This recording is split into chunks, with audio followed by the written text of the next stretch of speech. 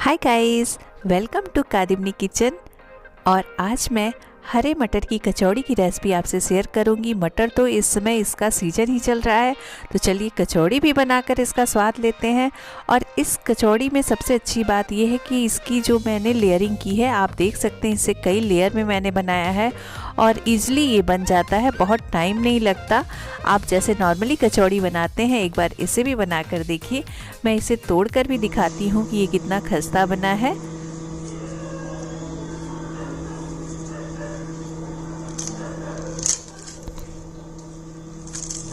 तो आपने इसकी आवाज़ को तो सुना ही, ये कितना खस्ता बना हुआ है। तो देखिए इसमें स्टफिंग भी बहुत लाजवाब बनी है। तो चलिए बनाते हैं। तो यहाँ पर देखिए मैंने मटर लिया है, लगभग ये 250 ग्राम मटर है। इसे मैं मिक्सर में थोड़ा सा ग्राइंड कर लूँगी।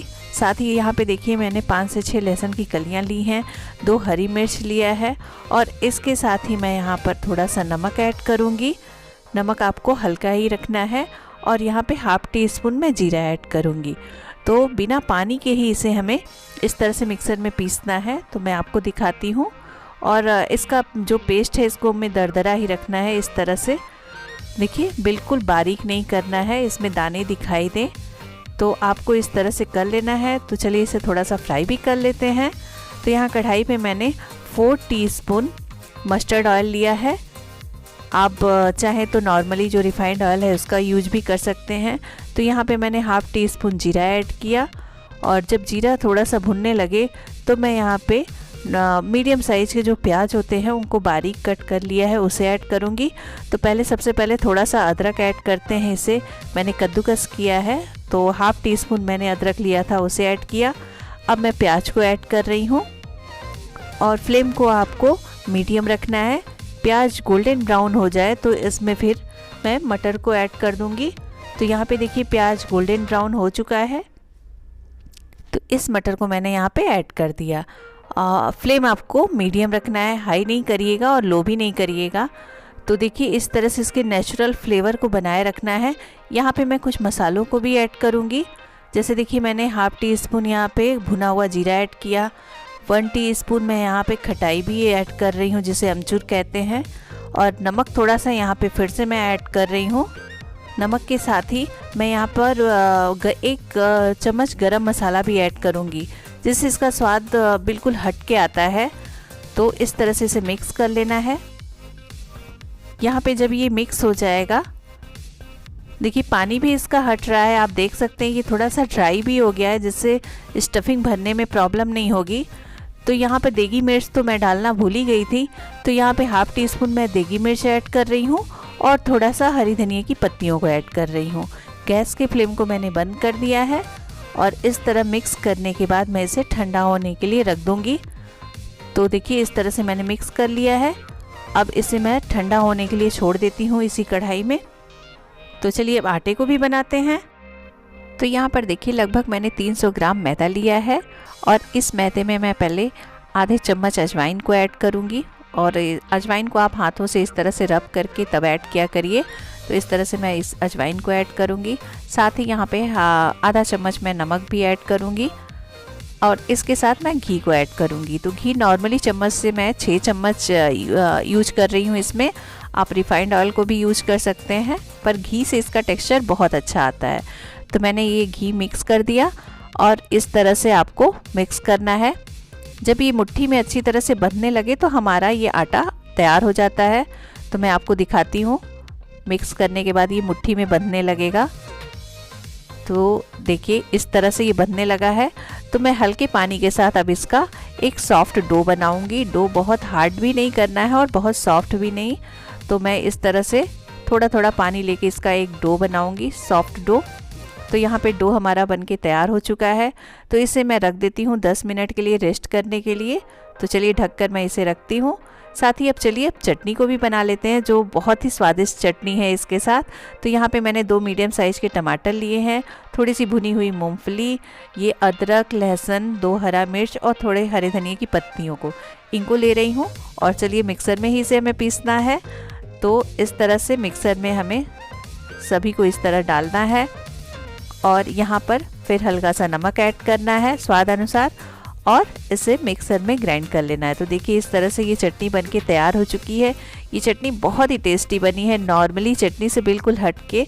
तो इसे इस खस्ता कचौड़ी के साथ ज़रूर से यूज़ करिएगा। तो चलिए अब आटा भी हमारा तैयार हो गया है इतने देर में। तो आटे की एक लोई हम निकाल लेते हैं। एक लगभग नींबू से थोड़ा सा बड़ा साइज हमें इसमें रखना है। इस तरह से एक लोई निकाल लेनी है।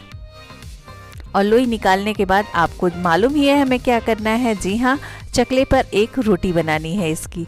जैसे रोटी की साइज होती है उतनी बड़ी रोटी हमें बनानी है। तो देखिए इस तरह से आप आटा अगर ज़्यादा लेते हैं तो इसमें आगे प्रॉब्लम होगी, इसलिए लोई बहुत बड़ी मत लीजिएगा। तो मैंने देखिए इतनी पतली रोटी इसकी बना ली है। इस पे अब मैं घी ऐड करूँगी। घी मैंने यहाँ पे देसी घी लिया है और इस तरह से इसकी कोटिंग कर रही हूँ। साथ ही यहाँ पे थोड़ा सा मैदा मैं डस्ट कर रही हूँ, ये जो छन्नी में लेकर इस तरह से। और अब आपको इस तरह फोल्ड करना है। देखिए मैं कैसे फोल्ड कर रही हूँ, इस तरह आपको फोल्ड करना है। फिर से हमें यहाँ पे बीच में घी को लगाना है और फिर मैदा डस्ट करना है। घी का ही यूज करिएगा, रिफाइंड ऑयल थोड़ा हल्का होता है तो लेयर नहीं बनेंगे उससे। तो घी का ही आप यूज करिएगा, मेरा सजेशन तो यही है। तो इसे देखिए मैं हल्का सा खींच के थोड़ा सा लंबा करूँगी, बहुत ज़्यादा नहीं खींचिएगा नहीं तो ये टूट जाएगा। तो हल्का सा मैं इसे खींचकर हाथों से दबाकर लंबा कर रही हूँ और फिर से इस पे मैं घी की कोटिंग कर रही हूँ। तो घी की कोटिंग हो गई, अब इसे रोल करना है। ओ मैदा तो डस्ट करना मैं भूल ही गई थी। तो देखिए इस तरह से मैदे को डस्ट करना है और फिर आपको हल्के हाथों से इस तरह रोल बनाना है। ध्यान से देखिए इस तरह से। और किनारे को आप हल्का सा पानी लगा के मोड़िएगा, नहीं किनारा खुल जाएगा। तो मैं पानी यहाँ पे लगा रही हूँ हल्का सा और इसे इस तरह से दबा देती हूँ। आपको अब इसे बीचों बीच कट करना है। मैं कट करने के लिए चाकू का यूज़ करने के लिए नहीं कहूँगी, क्योंकि चाकू से जब हम कट करते हैं तो लेयर अच्छे नहीं बनते। तो इस तरह से धागे को लेना है, आपको बीचों बीच रखना है, ऐसे क्रॉस घुमाना है और ईज़िली इस तरह से कट कर देना है। देखिए बहुत अच्छी ट्रिक है ये कट करने की। और आप देख सकते हैं एकदम इक्वल ये कटा हुआ है, कहीं से भी कोई दबाव नहीं है इस पर। इस तरह से ये गोले बन के तैयार हो चुके हैं। तो चलिए इसकी छोटी सी पूड़ी बना लेते हैं। तो हल्के हाथों से हमें इसे बेल लेना है इस तरह से, छोटी सी पूड़ी की तरह। तो यहाँ पर ये तैयार हो गया।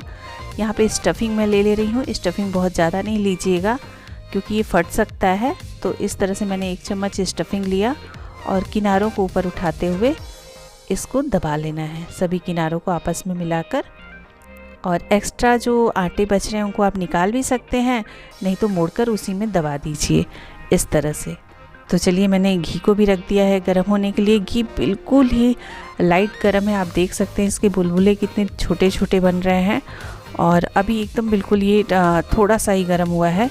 तो इसी तरह आपको घी रखना है, नहीं तो घी अगर तेज़ रहा तो ये कच्चे रह जाएंगे और क्रंची नहीं बनेंगे। तो इस तरह से हल्का हल्का आपको 2-3 मिनट पे टर्न करना है। इस खस्ता कचौड़ी को अच्छी तरह खस्ता होने में 10 से 12 मिनट लगेगा। तो इतना समय मैं आपका नहीं लूँगी क्योंकि आपके समय को मैं जानती हूँ कितना कीमती है।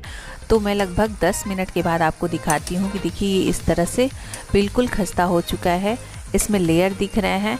अगर आप फ्लेम को हाई करेंगे या थोड़ा सा मीडियम भी कर देंगे तो ये लेयर नहीं दिखेंगे आपको, बिल्कुल नहीं बनेंगे। तो आपको ये ध्यान रखना है फ्राई करते समय कि अब इसके फ्लेम को बिल्कुल लो रखना है। तो मैं इसे तेल से बाहर निकालती हूँ और जो मैंने और भी बना कर रखा है उसे मैं इस कढ़ाई में ऐड कर दूँगी। तो देखिए ये भी बन के तैयार हो चुके हैं सेकेंड ट्रिप वाले। तो इनमें भी लेयर बहुत अच्छी तरह से बना हुआ है। तो यहाँ पर हमारी ये लेयर वाली खस्ता मटर की कचौड़ी बन के तैयार हो चुकी है। और चटनी तो मैंने आपको बनाकर दिखाई ही दिया है।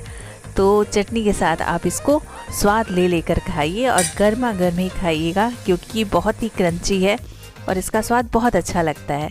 तो आपको मेरी ये रेसिपी कैसी लगी? अच्छी लगती है तो मेरे चैनल को लाइक करिएगा, साथ ही सब्सक्राइब कर बेल आइकन को प्रेस करना नहीं भूलिएगा, जिससे मेरी जो भी लेटेस्ट रेसिपी रहेगी वो आप तक सबसे पहले पहुंचेगी। और इतने बातों के साथ कमेंट करना भी नहीं भूलिएगा, जिससे मुझे मोटिवेशन मिलता है और मैं नई नई वीडियो आपके साथ शेयर करती हूँ। आपने मेरे चैनल को अब तक देखा उसके लिए थैंक यू। फिर से मिलते हैं नेक्स्ट रेसिपी के साथ। Okay, bye bye.